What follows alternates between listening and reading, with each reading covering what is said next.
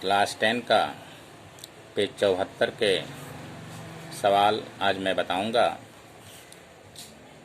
सवाल बताने से पहले कुछ सूत्र मैं पहले बता रहा हूं। हम अपने आसपास कुछ घन के आकार की वस्तुएं देखते हैं, इस प्रकार की।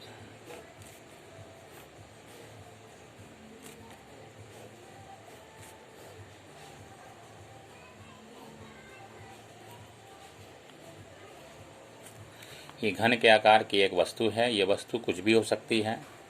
जैसे हम लोग लूडो खेलते हैं तो लूडो में जो पासा हम लोग फेंकते हैं वह एक घन के आकार की वस्तु होती है।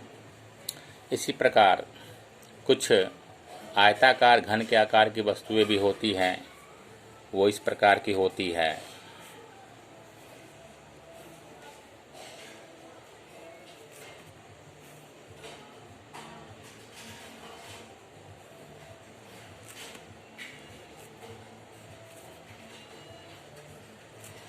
ये है आयताकार घन। इस प्रकार की वस्तुएं हम लोग देखते हैं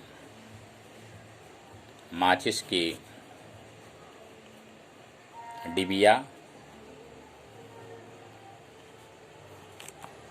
या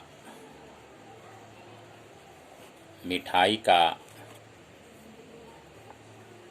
डब्बा, या इस आकार के संदूक भी हम लोग देखते हैं। तो ये जो घन है इसमें लंबाई, चौड़ाई और ऊंचाई, ये है लंबाई, ये है चौड़ाई और ये है ऊंचाई, ये सभी समान होते हैं।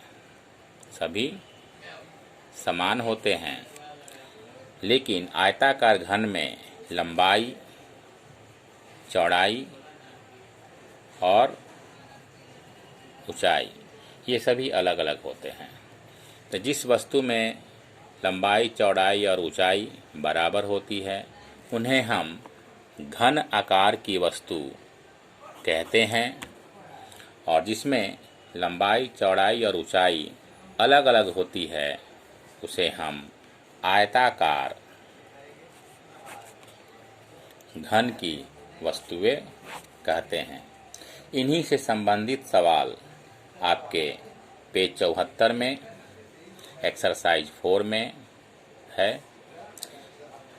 इन सभी सवालों में हमें इनका आयतन निकालना होगा, इनके तलों का क्षेत्रफल निकालना होगा, इसके विकर्ण की लंबाई निकालना होगा।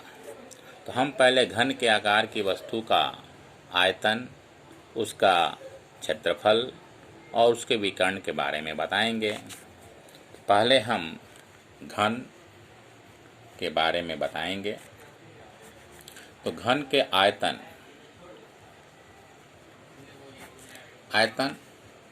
के बारे में बता रहे हैं। इसकी अगर एक भुजा का लंबाई अगर x होगा तो चूंकि लंबाई, चौड़ाई और ऊंचाई बराबर होती है तो यह भी x हुआ, यह भी x हुआ और यह भी x हुआ। तो लंबाई, चौड़ाई और ऊंचाई तीनों x है। इसीलिए इस आयताकार घन का, आयत घन बोलते हैं, घनाकार घन, इस घन का आयतन का सूत्र हो गया भुजा का क्यूब, यानी कि x का क्यूब। अब हम देखते हैं इस घन में 6 तल है, एक ऊपर और नीचे 2 हो गया, एक इधर और एक इधर 2 हो गया, और एक सामने और एक पीछे 2 हो गया। टोटल इसमें 6 तल है। तो 6 तलों के क्षेत्रफल को हम लोग संपूर्ण तल का क्षेत्रफल कहते हैं। तो घन का संपूर्ण तल का क्षेत्रफल, संपूर्ण तल का क्षेत्रफल का सूत्र हो जाएगा, चूँकि इसमें 6 तल है इसलिए 6 और एक तल का क्षेत्रफल x²। एक तल जो है इसमें एक वर्गाकार के बराबर है, और वर्ग का क्षेत्रफल हम जानते हैं भुजा स्क्वायर, यानी कि हमारा एक्स स्क्वायर। इसलिए इसके संपूर्ण तल का क्षेत्रफल 6x² हुआ।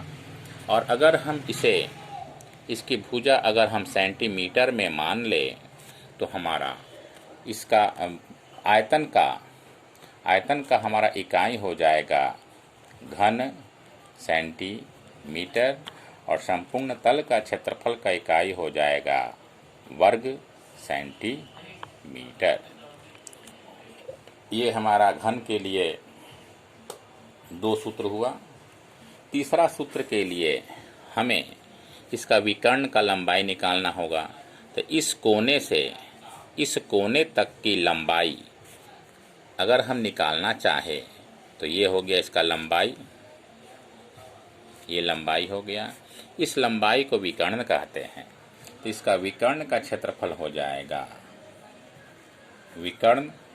विकर्ण की लंबाई हो जाएगा